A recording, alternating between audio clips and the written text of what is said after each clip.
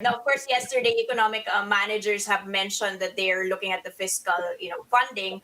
They want to do Bayanihan 3, but we don't really have money. Is this GOCC plan going to do much? Are these companies, the GOCCs, even earning enough? Where else can these, what Secretary Dominguez calls deficit neutral sources coming from? So we might be losing money on the pork importation tariffs going lower, Pogo's leaving. There is mining, of course, but this might take a while. So where should we get this funding?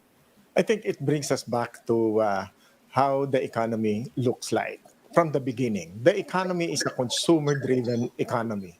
The consumer has been weakened. In fact, consumption almost collapsed. So if we are going to take a look at the whatever stimulus that should be injected into the economy, it should be directed towards the consumers. So what does that mean?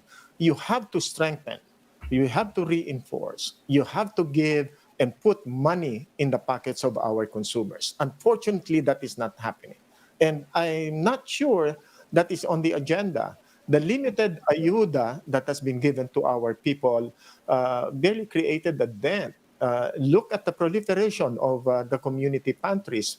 What it shows is that the people are hungry. The people cannot afford to buy their basic needs. And that's why community pantries right away took off.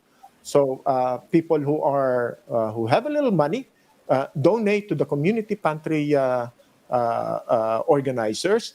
And I think what they're doing is they buy from the producers from up north. They buy vegetables, or their own purchases are directed towards the community pantries. That should be a major indicator already of where the economy should go.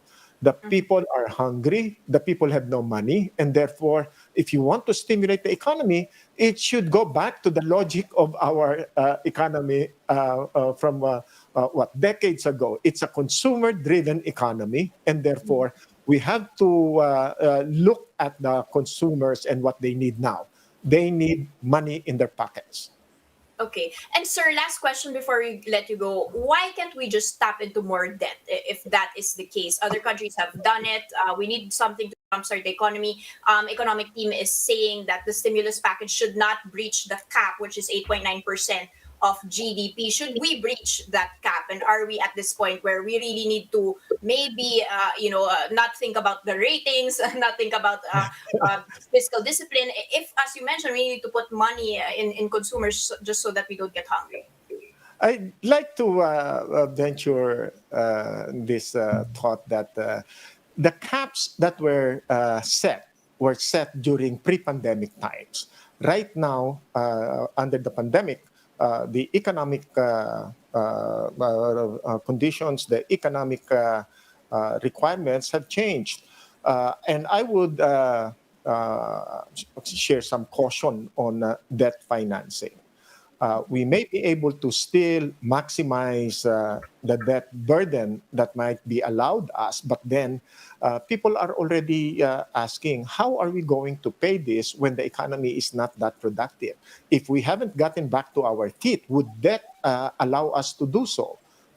Right now, I think the government will have to show an economic strategy. Where are we going right now? So if we are going to borrow, if we are going to raise more funds, where are they going? Are they going to stimulate the producers, the sellers, or are they going to stimulate consumption and strengthen the purchasing power of our people?